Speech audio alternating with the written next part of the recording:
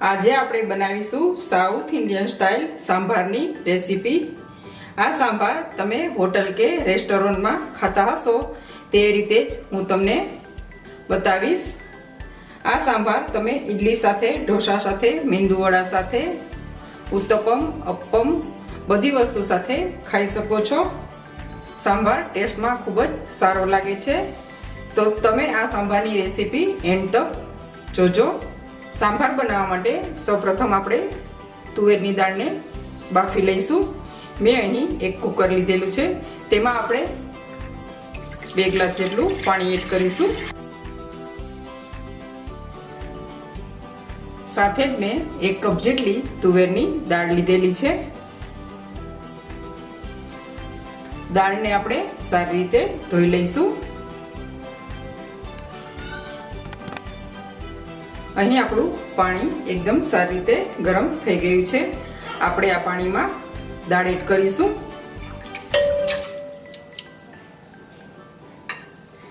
દાળ જો તમારે અગાઉથી પલાળીને રાખવી હોય તો રાખી શકો છો।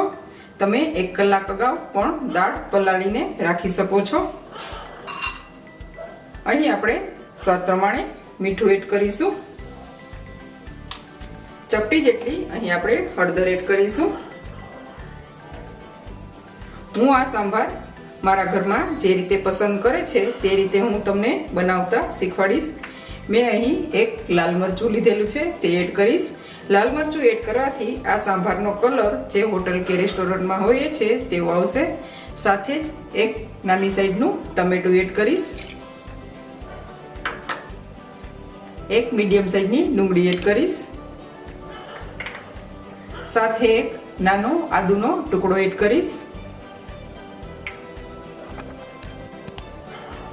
અહીં આપણે આ દાળમાં 1/2 ચમચી જેટલું તેલ એડ કરીશું, જેથી આપણી દાળ ઉભરાઈને બહાર ના નીકળે। આપણે 4 થી 5 વિસલ લગાવી અને આપણે આ દાળ બાફી લઈશું।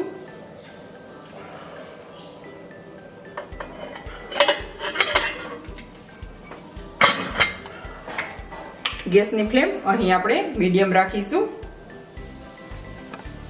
અહીં આપણી દાળ એકદમ બફાઈ ગઈ છે, કુકરનું પ્રેશર પણ નીકળી ગયું છે। દાળને અહીં આપણે ચેક કરી લઈશું। તમે જોઈ શકો છો આપણી દાળ એકદમ સરસ તૈયાર થઈ ગઈ છે। આપણે આ રીતે થોડી મિક્સ કરી લઈશું। અહીં આપણે દાળમાં થોડું પાણી એડ કરીશું।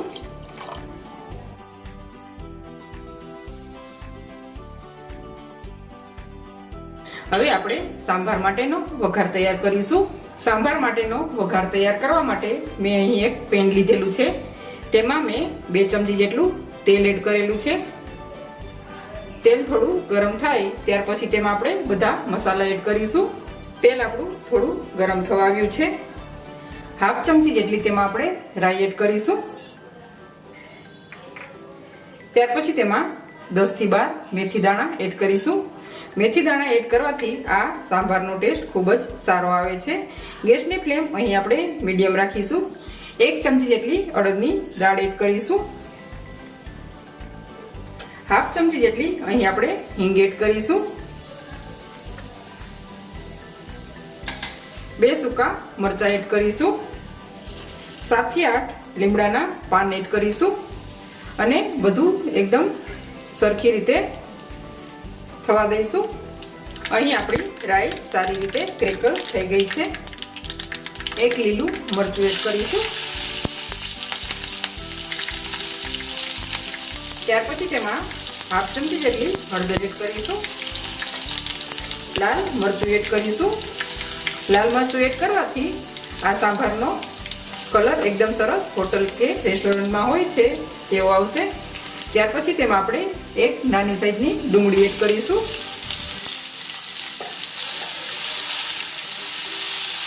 ડુંગળીને 2 થી 3 મિનિટ માટે કૂક કરી લઈશું।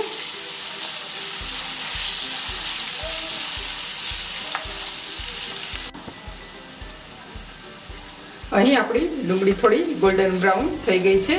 આપણે તેમાં 1 ટમેટું એડ કરીશું।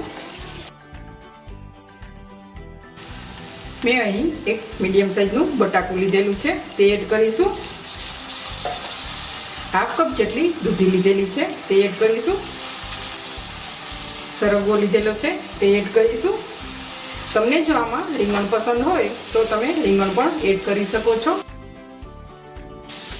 સ્વાદ પ્રમાણે અહીં આપણે મીઠું એડ કરીશું. આપણે જ્યારે દાળ બાફી હતી ત્યારે પણ તેમાં મીઠું એડ કરેલું, તો મીઠું થોડું ધ્યાનથી એડ કરવાનું રહેશે. તમે આ બધા વેજીટેબલ દાળ જ્યારે બાફો ત્યારે બાફીને પણ એડ કરી શકો છો, પરંતુ ઘણીવાર આ વેજીટેબલ ઓવરકુક થઈ જાય છે તો તેનો સ્વાદ સારો આવતો નથી. આ રીતે તમે જો વેજીટેબલ એડ કરશો તો સાંભારનો ટેસ્ટ ખૂબ જ સારો આવે છે.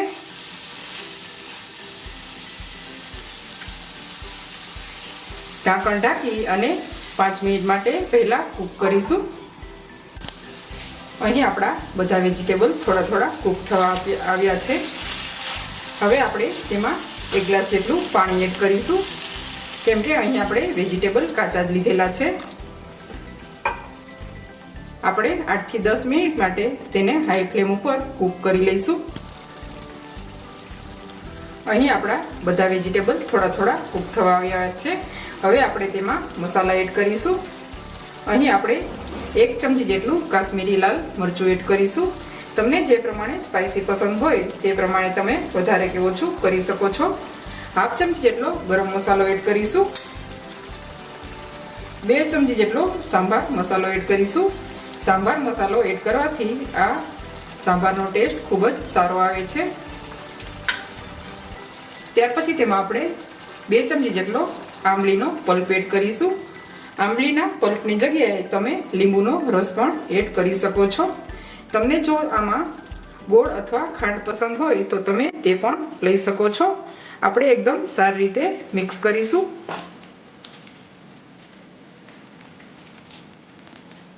સાંભાર મસાલો એડ કરવાથી એકદમ સારો ટેસ્ટ આવે છે સાંભારનો.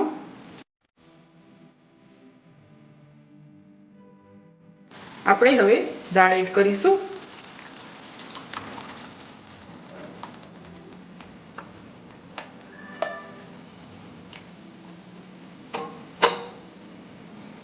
મિક્સ કરીશું.